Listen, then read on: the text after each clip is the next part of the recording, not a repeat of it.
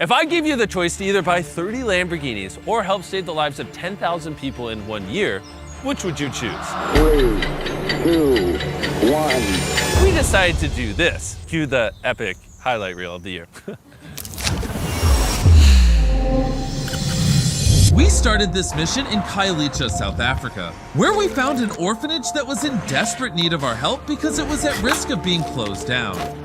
They started back then. I saved more than 5,330 children. Those children would be dead. But we keep on opening the doors, knowing that maybe someone will come to our rescue. Like peace, philanthropy. So we spent the next 6 months working tirelessly By rebuilding 12 new homes with an ongoing supply of fresh food, as well as a brand new playground. while the orphanage was being built. We began our next project where we gave away 20,000 pairs of shoes to kids in Africa. Peace Philanthropy, what you have done here at my school is absolutely amazing.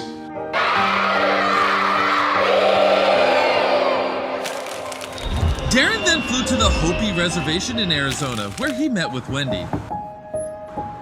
There are over 10,000 members of the Hopi tribe. These people don't have very much, but they're some of the most generous people you'll ever meet. The Hopi tribe is situated hundreds of miles away from the closest quality clothing and food stores, which is bad because the winters here get freezing cold, and they need all the help they can get to stay warm and put food on the table. When we realized just how difficult it was for them to get access to these basic necessities, we decided to donate over $2.7 million of clothing. It was amazing. Our kids, our people are just so happy. Thank you, Mr. Beast. We then found out that there is an abnormally high number of amputees throughout Cambodia. So we partnered with Exceed Worldwide to give away 2,000 prosthetic limbs.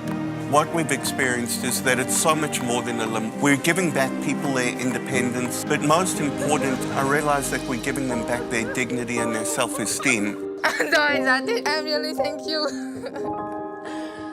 Darren and Dan then flew to a remote island in Colombia where they capsized a boat and fell in a river filled with Crocodiles. While they were there, they built a solar grid which gave the island electricity and Wi-Fi for the first time, which will give the kids on the island the ability to access education online. We also built a bakery to empower the woman in this community, which from day one was a hit. We then traveled to Kenya, where fresh drinking water is extremely I scarce. am a father of 6 children and I want to be the best father of all. That's why I work so hard to maintain my bread. My bicycle, it has no gears. One of the pedals are not there. The brakes are not 100% working. Sometimes I think if I could take motorbike engine and put to my bicycle, my life would be easier. So with the help of electric e-bikes, we were able to provide Mr. Barasa and 1,000 other people with free electric bicycles. We have made work easier. It's so easy to ride. Darren and Dan then traveled to the Cure Children's Hospital in the Philippines, where we were able to provide 160 kids with life-changing surgeries. This little girl has just got her cast off and she's learning to walk for the first time ever with her straight legs. The magnitude of the surgeries that these kids are getting from Cure for free will change their lives. And the fact that Beast Philanthropy can come in here and help Cure provide care to some of these kids is something that's going to affect me and stay with me for the rest of my life. The construction of the orphanage in South Africa was now complete, and it was time to surprise Mama Rosie and the kids.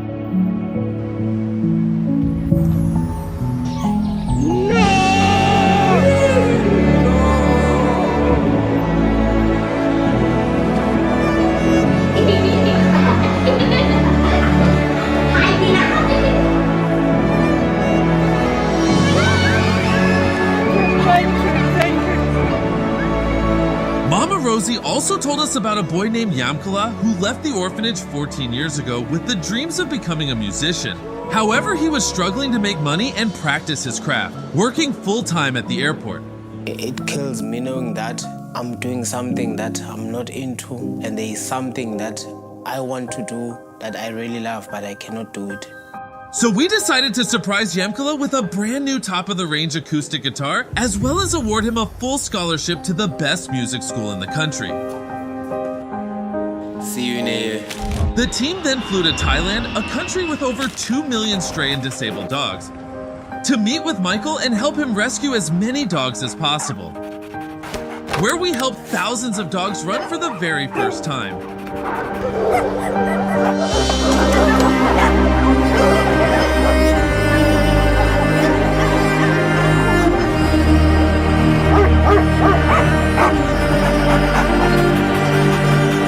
As well as give Michael a brand new rescue van, state-of-the-art gas machine, and a brand new ambulance.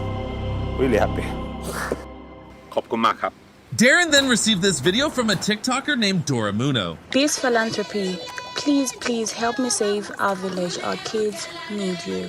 So Darren immediately flew to Dora's sanctuary in Zambia, which had absolutely no electricity and is located in a dangerous area with high rates of domestic violence. It became evident that the lack of electricity was holding them back and severely curtailing Dora's ability to help develop this village to what its potential could be. Having to wake up thinking, what will these kids eat? That is still very difficult to do each and every day. So we came up with a plan to use the direct sunlight and scorching heat to our advantage by installing a massive solar grid that will provide electricity to the entire village.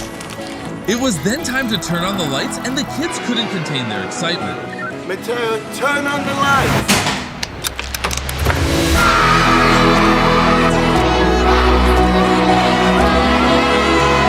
And we have lights! Yeah, man! We then found out about a college kid in Philadelphia that is rescuing thousands of pounds of food every month because of his school meal swipes. I originally started just as a student with leftover meal swipes in my dining account, and I realized as I was getting close to the end of the term, I have 50 meals left that I know I'm not going to be able to use, and I just had a pit in my stomach thinking about all of those meals going to waste. So Darren flew there to meet him and help expand his operation to a national scale. After witnessing everything that Evan had done to help this community, it didn't take but an hour to know that we had committed to partnering with Sharing Access to help them achieve their goal of feeding as many people as possible. And with our help, Sharing Access were able to open an operation at Hunts Point Produce Market, the largest produce market in the world in New York City. And that operation is going to be 3 times larger than the one that we have in Philly. Next, Darren and Dan traveled to the heart of Cameroon, where thousands of children at this school have to share a single toilet and have lessons in these derelict and dilapidated classrooms. These conditions had no dignity. These conditions would not make a child believe that the future is bright. Once we saw this, we knew we had to do something, so almost immediately we started drawing up plans to begin construction. And a few months later, the brand new classrooms were built, just in time to surprise the kids before they returned from their holidays.